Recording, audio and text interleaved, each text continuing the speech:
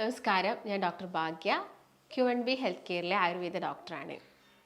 According to Ayurveda പ്രകാരം പ്രമേഹത്തിന് നമുക്ക് 20 തരമായിട്ട് divide ചെയ്യാൻ വേണ്ടിയിട്ട് സാധിക്കും. അതിൽ 10 എന്ന് പറയുന്നത് കഫദോഷത്തിൻ്റെ ദുഷ്ടി മൂലം വരുന്നതാണ്. 6 പിത്തദോഷത്തിൻ്റെ ദുഷ്ടി മൂലമാണ്. ബാക്കി 4 എന്ന് പറയുന്നത് വാതദോഷത്തിൻ്റെ ദുഷ്ടി മൂലമാണ്. ഇപ്പോൾ നോർമലി നമ്മുടെ ക്ലിനിക്കിലോട്ട് ഒരു പേഷ്യൻസ് വരുന്ന സമയത്ത് നമ്മൾ ഫസ്റ്റ് തന്നെ അവർക്ക് മെഡിക്കേഷൻസ് കൊടുക്കുന്നത് അവരുടെ റിസൾട്ട് നോക്കിയിട്ട് മാത്രമല്ല. നമ്മൾ അവരോട് ചോദിക്കുന്നത് എന്തൊക്കെ സിംറ്റംസ് ആണ് നിങ്ങളുടെ ബോഡിയിൽ ഉണ്ടാവുന്നത്, എന്തൊക്കെ ലക്ഷണങ്ങളാണ്. കാരണം ഇത് കഫദുഷ്ടി പ്രകാരമാണോ അല്ലെങ്കിൽ പിത്തദുഷ്ടി പ്രകാരമാണോ, ഇല്ലെങ്കിൽ ഇത് വാതദുഷ്ടി പ്രകാരമാണോ നിങ്ങളിൽ പ്രമേഹം വന്നിരിക്കുന്നത് എന്ന് നമുക്ക് മനസ്സിലാക്കേണ്ടതുണ്ട്. വളരെ കോമൺ ആയിട്ട് നോക്കുകയാണെങ്കിൽ ഒരുവിധം ആളുകളിലെല്ലാം തന്നെ കഫദോഷത്തിൻ്റെ ദുഷ്ടി പ്രകാരമായിട്ടാണ് കൂടുതലായിട്ടും പ്രമേഹം കണ്ടുവരുന്നത്. നമുക്ക് നോക്കുകയാണെങ്കിൽ ഇപ്പോഴത്തെ ഒരു ലൈഫ് സ്റ്റൈൽ നോക്കുകയാണെങ്കിൽ വ്യായാമം ഇല്ലാത്തൊരു ജീവിത രീതിയും, അതുപോലെ തന്നെ നമ്മൾ കൂടുതലായിട്ട് കഴിക്കുന്ന മധുരം അല്ലെങ്കിൽ ലവണം, ഉപ്പുരസം കൂടുതലുള്ളത് അല്ലെങ്കിൽ പുളിരസം കൂടുതലുള്ള ഫുഡുകളൊക്കെ നമ്മൾ അമിതമായിട്ട് കഴിക്കുന്ന സമയത്ത് നമ്മുടെ ബോഡിക്ക് യാതൊരു തരത്തിലുള്ള വ്യായാമവും നമ്മൾ കൊടുക്കുന്നില്ലെങ്കിൽ നമ്മുടെ ശരീരത്തിൽ കഫം കൂടും അല്ലെങ്കിൽ മേധസ് കൂടും എന്നൊക്കെ നമുക്ക് വേണമെങ്കിൽ പറയാം. ഇങ്ങനെ കൂടുന്ന സമയത്ത് നമ്മുടെ ശരീരത്തിൽ ഈ ദുഷ്ടി സംഭവിക്കുന്നു, 3 ദോഷത്തിൻ്റെയും ദുഷ്ടി സംഭവിക്കുന്നു. ഇതിൻ്റെ ഭാഗമായിട്ടാണ് പ്രമേഹം ഉണ്ടാകുന്നത് എന്ന് അഷ്ടാംഗ ഹൃദയത്തിൽ ആയുർവേദത്തിലെ ഒരു സംഹിതയിൽ പറയുന്നുണ്ട്.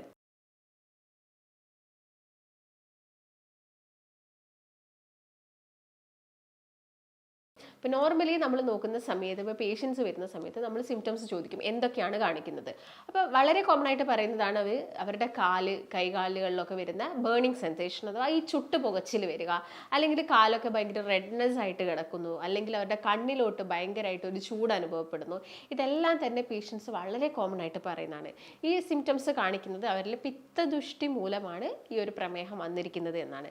ഇതിനനുസരിച്ചിട്ടാണ് നമ്മൾ മെഡിക്കേഷൻസും അവർക്ക് കൊടുക്കുന്നത്. അപ്പോൾ നമുക്ക് വെറും റിസൾട്ട് നോക്കിയിട്ടോ അല്ലെങ്കിൽ HbA1c നോക്കിയിട്ടോ അല്ലെങ്കിൽ ഫാസ്റ്റിംഗ് ബ്ലഡ് ഷുഗർ നോക്കിയിട്ടോ മാത്രം നമുക്ക് ഒരു ഡയബറ്റീസിനെ ട്രീറ്റ് ചെയ്യാൻ പറ്റില്ല. അക്കോർഡിംഗ് ടു ആയുർവേദം ഇങ്ങനെയാണ് പറയുന്നത്. അപ്പം എന്ത് വന്നാലും ആയുർവേദത്തിൽ പണ്ടാണെങ്കിലും ആചാര്യന്മാർ പറഞ്ഞിരിക്കുന്നത് നമ്മുടെ ജീവിതശൈലി മാറുന്നതിനനുസരിച്ചാണ് നമുക്ക് എല്ലാ അസുഖങ്ങളും വന്നുപെടുന്നത്. ഇപ്പം പ്രമേഹത്തിൻ്റെ കേസ് നോക്കുകയാണെങ്കിൽ മുൻപുള്ള കാലം വെച്ച് നോക്കുമ്പോൾ ഇപ്പം ഒരുപാട് കൂടിയിരിക്കുകയാണ്. കാരണം നമ്മുടെ ജീവിതശൈലി മാറി. നമ്മളെല്ലാവരും തന്നെ കൂടുതലായിട്ടും കഴിക്കുന്നത് എന്താണ്, ഒന്നാമത് ഹോട്ടൽ ഫുഡാണ് കഴിക്കുന്നത്. പിന്നെ നമുക്ക് എല്ലാവർക്കും കുക്ക് ചെയ്യാനുള്ള ഈസി കൊണ്ടും അതുകൊണ്ടൊക്കെ തന്നെ നമ്മൾ കൂടുതലായിട്ടും ഈ നൈറ്റ് ടൈമിലാണെങ്കിലും, അല്ലെങ്കിൽ ചില ആളുകൾ 3 നേരവും ഹോട്ടലിൽ നിന്ന് ഫുഡ് കഴിക്കുന്ന ആളുകളുടെ, ഇതിൽ തന്നെ അരിയാഹാരം കൂടുതലായിട്ട് കഴിക്കുക അല്ലെങ്കിൽ മധുരമുള്ള ഭക്ഷണങ്ങൾ കൂടുതലായിട്ട് എടുക്കുന്ന സമയത്താണ് ഈ ഒരു പ്രമേഹം നമ്മുടെ ബോഡിയിൽ ഉണ്ടാവുന്നത്. അപ്പോൾ നമുക്ക് പ്രമേഹം നോർമലി നമുക്ക് എത്ര റേഞ്ചിൽ അത് കിടക്കുന്നു എന്ന് മനസ്സിലാക്കാൻ വേണ്ടിയിട്ട് നമുക്കൊരു ബ്ലഡ് ടെസ്റ്റ് ചെയ്യാവുന്നതാണ്. HbA1c 3 മാസത്തെ ആവറേജ് കണക്ക് നമുക്ക് മനസ്സിലാക്കാം. അതുപോലെ തന്നെ ഫാസ്റ്റിംഗ് ബ്ലഡ് ഷുഗർ ആണെങ്കിൽ നമ്മൾ ഫാസ്റ്റിംഗ് ചെയ്തതിന് ശേഷം തലേ ദിവസം രാത്രി ഭക്ഷണം കഴിച്ച് ഒരു 12 മണിക്കൂറോളം ഫാസ്റ്റിംഗ് കഴിഞ്ഞതിന് ശേഷം രാവിലെ ചെക്ക് ചെയ്യുന്നതാണ് ഫാസ്റ്റിംഗ് ബ്ലഡ് ഷുഗർ എന്ന് പറയുന്നത്. അപ്പം ഇതിൻ്റെ ഒരു തോത് അനുസരിച്ചിട്ട് നമുക്ക് എന്ത് ചെയ്യാൻ പറ്റും, നമുക്ക് മെഡിക്കേഷൻസിൻ്റെ ഡോസ് കൂട്ടുകയും കുറയ്ക്കുകയും ചെയ്യാം. എന്നാൽ അവരുടെ ബോഡിയിൽ വരുന്ന സിംറ്റംസ് കൂടി നമ്മൾ മനസ്സിലാക്കേണ്ടതുണ്ട്. അപ്പോൾ പ്രമേഹം വരുന്ന ആളുകൾ പറയുന്ന മെയിൻ സിംറ്റംസിൽ ഒന്നെന്ന് പറഞ്ഞാൽ ഞാൻ നേരത്തെ പറഞ്ഞ പോലെ തന്നെ ഈ ഒരു പുകച്ചിൽ, ചുട്ടുപുകച്ചിലൊക്കെയാണ്. മറ്റൊന്നെന്ന് പറയുന്നത് അവരുടെ കാലിനൊക്കെ വരുന്ന തരിപ്പ്, അതുപോലെ തന്നെ ഈ പിരിപിരിപ്പ്, മരവിപ്പ് വരുന്നു. ഇങ്ങനെയുള്ള പ്രശ്നങ്ങളൊക്കെ അവർ പറയുന്നുണ്ട്. അത് സൂചിപ്പിക്കുന്നത് കൂടുതലായിട്ടും അവിടെ നെർവ്സ് ഇൻവോൾവ്ഡ് ആയിട്ടുണ്ട്, അഥവാ ഞരമ്പുകൾ ഇൻവോൾവ്ഡ് ആയിട്ടുണ്ട്. പ്രമേഹ ദുഷ്ടി എന്ന് പറയുന്നത് ഞരമ്പ് വരെ എത്തിയിട്ടുണ്ട് എന്നുള്ള കാര്യങ്ങളാണ് ഇതിൽ നിന്ന് നമുക്ക് മനസ്സിലാക്കേണ്ടത്. അപ്പോൾ പ്രമേഹത്തിൻ്റെ കേസ് നോക്കുകയാണെങ്കിൽ നമുക്ക് മെയിനായിട്ടും പേഷ്യൻസിന് കൊടുക്കേണ്ട ഒരു കാര്യം എന്താണ്, ഡയറ്റാണ്. അപ്പോൾ മെഡിക്കേഷൻസ് എന്ന് പറയുന്നത് ശരിക്കും എന്താണ്, ഒരു സെക്കൻഡ് ഓപ്ഷൻ മാത്രമാണ്. അപ്പം ചിലപ്പോൾ നിങ്ങളിൽ പലരും തന്നെ പ്രമേഹം ഡിറ്റക്ട് ചെയ്തിരിക്കുന്നത് തന്നെ നിങ്ങളുടെ ശരീരത്തിന് വല്ല ക്ഷീണമോ അല്ലെങ്കിൽ മറ്റുള്ള രീതിയിലുള്ള ബുദ്ധിമുട്ടുകളോ കാര്യങ്ങളൊക്കെ വരുന്ന സമയത്താണ് നമ്മൾ നമ്മുടെ ശരീരത്തിൽ പ്രമേഹം ഉണ്ട് എന്നുള്ളൊരു കാര്യം മനസ്സിലാക്കുന്നത്. കാരണം പ്രത്യേക രീതിയിൽ പറയാൻ മാത്രം ഒരു ലക്ഷണങ്ങൾ നിങ്ങളുടെ ശരീരത്തിൽ അത് കാണിക്കണം എന്നില്ല. ഇപ്പം പിന്നെ ക്ഷീണം വരുന്നു അല്ലെങ്കിൽ ഒരു മുറിവ് പറ്റിക്കഴിഞ്ഞാൽ അത് ഉണങ്ങാൻ ടൈം എടുക്കുന്നു, ഇങ്ങനെയുള്ള പ്രശ്നങ്ങൾ കാണുവാണ് ഒട്ടുമിക്ക ആളുകളും നോക്കുന്നത്. ഇപ്പം പാരമ്പര്യമായിട്ട് നമ്മുടെ ഫാമിലിയിൽ ഓൾറെഡി ഒരു ഡയബറ്റിക് പേഴ്സൺ ഉണ്ടെങ്കിൽ, ഇപ്പം നമ്മുടെ അച്ഛനോ അമ്മയോ ഡയബറ്റീസ് അവർക്ക് ഉണ്ടായിരുന്നെങ്കിൽ ഒബ്വിയസ്ലി നമ്മളും ഒരു പ്രായം എത്തുന്ന സമയത്ത് ഈ ഒരു ബ്ലഡ് ടെസ്റ്റും കാര്യങ്ങളൊക്കെ ചെക്ക് ചെയ്യുന്നത് വളരെയധികം നല്ലതാണ്.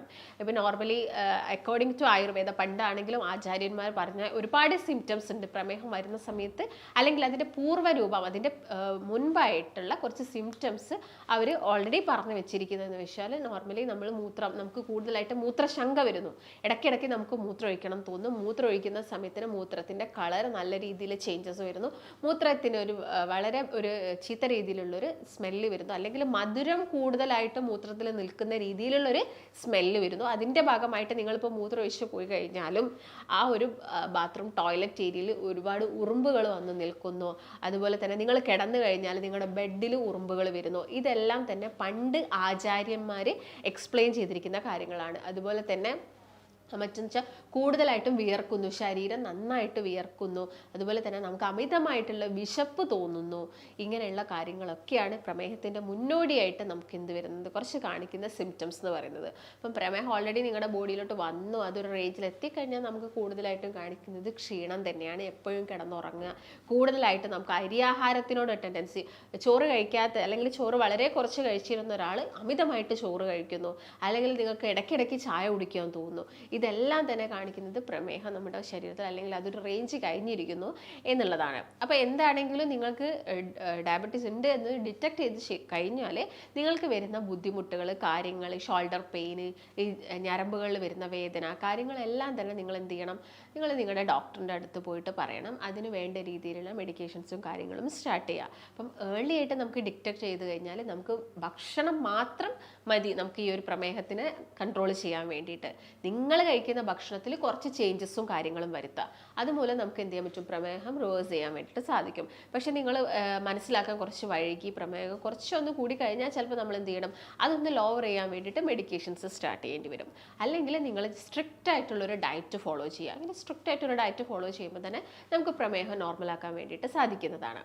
അപ്പോൾ ഞാൻ നേരത്തെ പറഞ്ഞ പോലെ തന്നെ ഈ പ്രമേഹ രോഗികൾ ഒരുപാട് ഭക്ഷണങ്ങൾ അവർക്ക് എന്ത് കഴിക്കാൻ പറ്റുന്നതുണ്ട്. പേഷ്യൻസ് വന്ന് ചോദിക്കും, ഡോക്ടറെ പിന്നെ ഞാൻ എന്ത് കഴിക്കും, ചോറ് കഴിക്കാൻ പറ്റില്ല, അരി ആഹാരങ്ങളൊന്നും കഴിക്കാൻ പറ്റില്ല, ചായ കുടിക്കാൻ പറ്റില്ല, മധുരം ഒന്നും കഴിക്കാൻ പറ്റുന്നില്ല, പിന്നെ എന്താ കഴിക്കുക? ഒരുപാട് ഭക്ഷണങ്ങളുണ്ട്. 0% ഷുഗറും 0% കാർബോഹൈഡ്രേറ്റ് വരുന്ന ഭക്ഷണങ്ങൾ ഒരുപാടുണ്ട്. നിങ്ങൾ എല്ലാവരും കേട്ടിട്ടുണ്ടാവും മുട്ടയെ കുറിച്ചിട്ട്. അപ്പോൾ നിങ്ങൾ ഒരു നേരത്തെ ഭക്ഷണമായിട്ട് മുട്ട കഴിക്കുന്നുണ്ടെങ്കിൽ അത് മുട്ടയെന്ന് പറയുന്ന സമയത്ത് അതിനൊരു എമൗണ്ട് ലിമിറ്റഡ് ആണ്. ഒരു 2 മുട്ടയോളം നമുക്കൊരു ദിവസം കഴിക്കാവുന്നതാണ്. അപ്പോൾ മുട്ട എന്ന് പറയുന്നത് ഇതിൻ്റെ അകത്തുള്ള പ്രോട്ടീൻസും അല്ലെങ്കിൽ ഇതിനകത്ത് വരുന്ന കൊഴുപ്പാണെങ്കിലും ഇത് നമ്മുടെ ബോഡിയിൽ നല്ല കൊളസ്ട്രോളിനെ കൂട്ടുന്നത്, അഥവാ HDL കൊളസ്ട്രോളിനെ കൂട്ടുന്നതാണ്. അതുകൊണ്ട് തന്നെ നമുക്ക് മറ്റുള്ള ആരോഗ്യ പ്രശ്നങ്ങൾ ഉണ്ടാക്കുന്നില്ല. അപ്പം ലെസിത്തിൻ എന്ന് പറഞ്ഞൊരു ആൻറ്റി ഓക്സിഡൻസും ഉണ്ട്. ഈ ആൻറ്റി ഓക്സിഡൻസ് ഉള്ളതുകൊണ്ട് എന്താ ചെയ്യുന്നത്, ഫ്രീ റാഡിക്കൽസിനെ കുറയ്ക്കുന്നു. അതും നമ്മുടെ ബോഡിക്ക് പ്രൊട്ടക്ഷനാണ് തരുന്നത്. അപ്പം ആ ഒരു ഫുഡ് നിങ്ങളുടെ എല്ലാ ദിവസവും നിങ്ങളുടെ ഭക്ഷണത്തിൽ ഇൻക്ലൂഡ് ചെയ്യാൻ വേണ്ടിയിട്ട് നോക്കുക. അപ്പം ചില ആളുകൾ ഉണ്ടായിരിക്കും അവർക്ക് നിർബന്ധമായിട്ടും അരിയാഹാരം തന്നെ കഴിക്കണം എന്നുള്ള ആളുകളൊക്കെ ആവുന്ന സമയത്താണ് നമ്മൾ അവരോട് ബ്രൗൺ റൈസ് കഴിക്കാൻ വേണ്ടിയിട്ട് പറയുന്നത്. ഇല്ലെങ്കിൽ നിങ്ങൾക്ക് മറ്റൊരു ഓപ്ഷൻ എന്ന് പറയുന്നത് മില്ലറ്റ്സ് ആണ്. ഇപ്പോൾ മില്ലറ്റ്സ് കഴിക്കുന്ന ആളുകളാണെങ്കിലും ഏതെങ്കിലും ഒരു നേരം മാത്രം അവർ മില്ലറ്റ്സ് കഴിച്ചാൽ മതി. നിങ്ങൾ ഒരു ദിവസം 3 നേരം മില്ലറ്റ്സ് കഴിക്കേണ്ട ആവശ്യകതയില്ല. കാരണം മില്ലറ്റ്സിൽ നിന്ന് നമ്മുടെ ബോഡിയിലോട്ട് കിട്ടാൻ കൂടുതൽ രീതിയിലുള്ള ന്യൂട്രിയൻസ് ഒന്നുമില്ല. അപ്പോൾ നമുക്ക് എന്ത് ചെയ്യണം, ന്യൂട്രിയൻസിൻ്റെ കുറവ് നമ്മുടെ ശരീരത്തിൽ വരും. അതൊരിക്കലും ഉണ്ടാവാൻ പാടില്ല. അപ്പോൾ ഏതെങ്കിലും ഒരു നേരം നിങ്ങൾക്ക് എന്ത് ചെയ്യാം, മില്ലറ്റ്സ് കഴിക്കാവുന്നതാണ്. അതുപോലെ തന്നെ ഞവര അരിയെ കുറിച്ച് നിങ്ങൾ കേട്ടിട്ടുണ്ടാവും, മുളയരിനെ കുറിച്ച് നിങ്ങൾ കേട്ടിട്ടുണ്ടാവും. ഗോതമ്പാണെങ്കിലും നമ്മുടെ വീടുകളിൽ നമ്മൾ ഉണക്കി പൊടിക്കുന്ന ഗോതമ്പാണ് ഏറ്റവും ബെസ്റ്റ് എന്ന് പറയുന്നത്.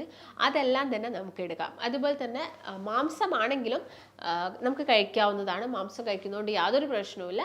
റെഡ് മീറ്റിൻ്റെ ഉപയോഗം കുറച്ചിട്ട് നിങ്ങൾക്ക് ലീൻ മീറ്റ് ആയിട്ടുള്ള ചിക്കനൊക്കെ നിങ്ങൾക്ക് കഴിക്കാം. അപ്പോൾ ചിക്കൻ കഴിക്കുന്ന സമയത്ത് ശ്രദ്ധിക്കേണ്ടത് അത് ഫ്രൈ ചെയ്യുന്നത് ഒഴിവാക്കിയിട്ട് കഴിവതും അതെന്ത് ചെയ്യുക, കറി വെച്ചിട്ടൊക്കെ കഴിക്കാം. അപ്പം ഒരു ഡയബറ്റീസ് പേഷ്യൻറ്റിന് നമ്മളൊരു 1 മന്ത് ഡയറ്റ് കൊടുക്കുന്നുണ്ടെങ്കിൽ ഏതെങ്കിലും ഒരു നേരത്തെ ഭക്ഷണമായിട്ട് ചിക്കൻ അല്ലെങ്കിൽ ഫിഷാണ് പറയുന്നത്, അതൊരു നേരത്തെ ഫുഡായിട്ട് അവരവരുടെ ഡയറ്റിൽ ഇൻക്ലൂഡ് ചെയ്യുക. അതുപോലെ തന്നെ പച്ചക്കറികളും സാലഡ്സിലും ഒന്നും തന്നെ ഷുഗറും വരുന്നില്ല.